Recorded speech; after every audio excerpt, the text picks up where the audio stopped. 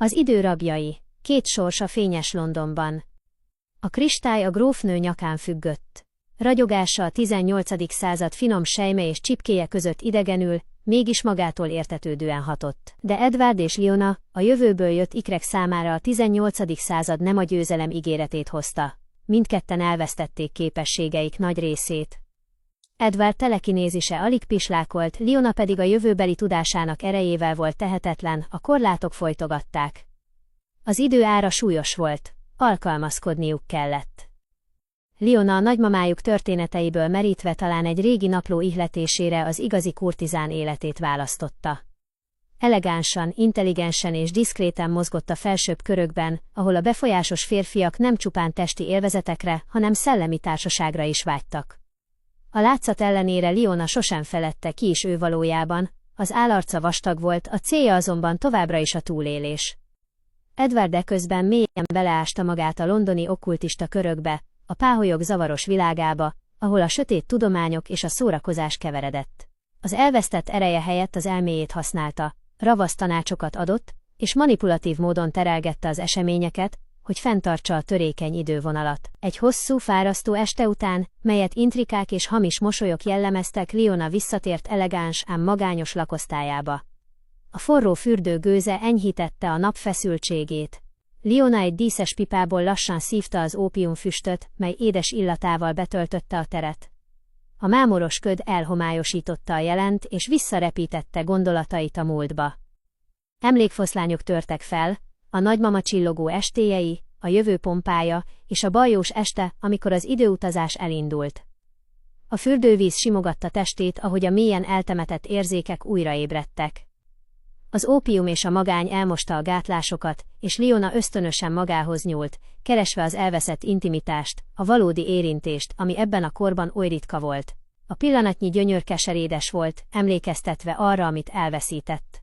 Másnap délelőtt Edward, a szokásosnál is zaklatottabban, kereste fel Leonát. A kultusz újabb zavaros terveket szövögetett, és Edwardnak szüksége volt a nővére éles eszére. De Leona látszólag eltűnt a felsőbb társaság és a szalonok útvesztőjében. Edward nem igazán tudta, mivel is tölti a napjait és az estéit a nővére, és ez aggasztotta. A jövőbeli köztük lévő mély kötelék megfeszült a 18. század titkaival és álcáival terhelve. Edward, akinek elegáns öltözéke most elgyűrődve feszült rajta, Leona szalonjának küszöbén állt. A levegő nehéz volt az ópium és a parfüm keverékétől, és a puha selyemfüggönyök mögül is érezni lehetett a titkok súlyát.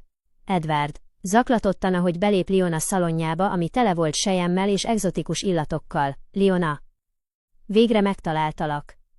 A páholyban újabb őrültséget terveznek. Szükségem van a tanácsodra. Miért olyan nehéz téged elérni mostanában?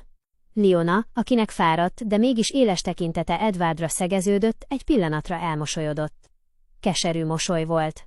Leona, halkan, szinte fáradtan, elérni engem, Edward, ma drága mulatság.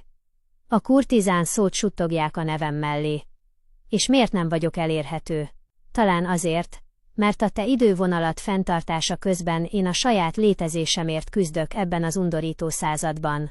Amíg te okkultisták között játszadozol, én állarcot hordok, mosolygok, és eladom a társaságomat a férfiaknak, akik csak a testet látják, sosem az elmét. Ez az én valóságom, Edward, a tiéd pedig... Leona elhallgatott, tekintete elkalandozott a szoba sarkában álló antiglóbusz felé. Leona, a tiéd pedig úgy fest, mintha valami még nagyobb baj közeledne. Érzem a levegőben. Mi az, amit a páholyban már megint kitaláltak? Edward arca komorrá vált. Edward, ezért is jöttem. A grófnő, a kristályt ugye sikerült nála elhelyezni. De Kevington és a fekete kristály páholya most egy olyan ősi rituálét akar végrehajtani, amivel azt hiszik, felébreszthetik a kristályban szunnyadó középkori szellemet. Azt hiszik, az erő a grófnőnél lévő nyakláncban van, és ha egy tisztító rituáléval megnyitják, ők irányíthatják majd. Leona felült a díványon, arca riadt lett. Leona, ébreszteni? Az őrületbe kergeted őket. Ha felébresztik, az az egész idővonalat felboríthatja. Mi a rituálé lényege? Hol akarják végrehajtani?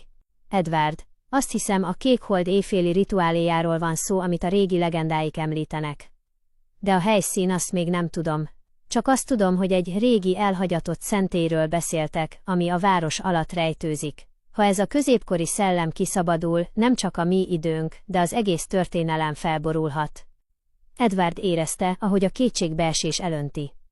Leona letette az ópiumos pipát, és kiegyenesedett. A fáradtság eltűnt a szeméből, helyét a hideg számítás vette át. Leona. Edward, a férfiak, akik az ágyamban vagy a szalonon boros üvegei mellett fecsegnek, többet mondanak el, mint amit a te páholyod összes titkos könyve tartalmaz. A múlt héten Lord Harrington, aki mellesleg Cavington egyik legnagyobb hitelezője, egy elfeledett templomról beszélt a Fleet folyó régi csatornái alatt. Azt hitte, csak egy kísértett história, de most már tudom, ott fogják végrehajtani a rituálét. Edward nem vesztegette az időt. Leona a kapcsolatait használva szerzett egy bérkocsit és 2 fegyveres kísérőt, akiket korábbi szívességekkel láncolt magához. Együtt indultak London sötét mélyébe. A föld alatti szentélyben a levegő nehéz volt a füsttől és a kántálástól. Cavington a rituális oltárnál állt, kezében a grófnőtől valószínűleg erőszakkal vagy lopással visszaszerzett nyaklánccal. A kristály vörösen lüktetett, a benne lévő középkori férfi sziluettje pedig vonaglott a kő mélyén. Edward tudta, hogy a gyenge telekinézise nem elég a harcra.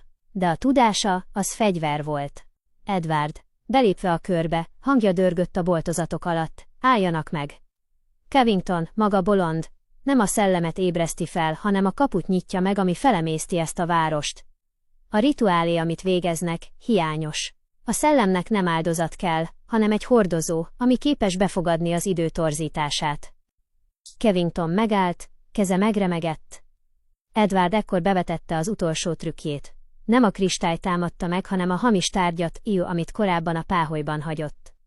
A távolból, a puszta akaratával felhevítette a hamis követ, mire az a páholy asztalán, vagy ahol éppen volt, lángra kapott. A rituálé energiája, amit Cavingtonék gerjesztettek, hirtelen megoszlott a 2 tárgy között. A kristály fénye kialudt. A rituálé összeomlott. A kör bezárul. Az űrzavarban Leona megszerezte a nyakláncot. Ahogy a kezébe vette, egy pillanatra érezte a jövő melegségét. Edward, lihegve sikerült. A kristály elcsendesedett.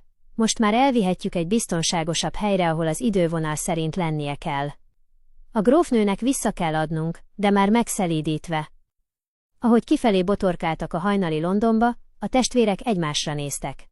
Bár képességeik nagy részét elveszítették, és ez a század továbbra is idegen maradt számukra, rájöttek valamire.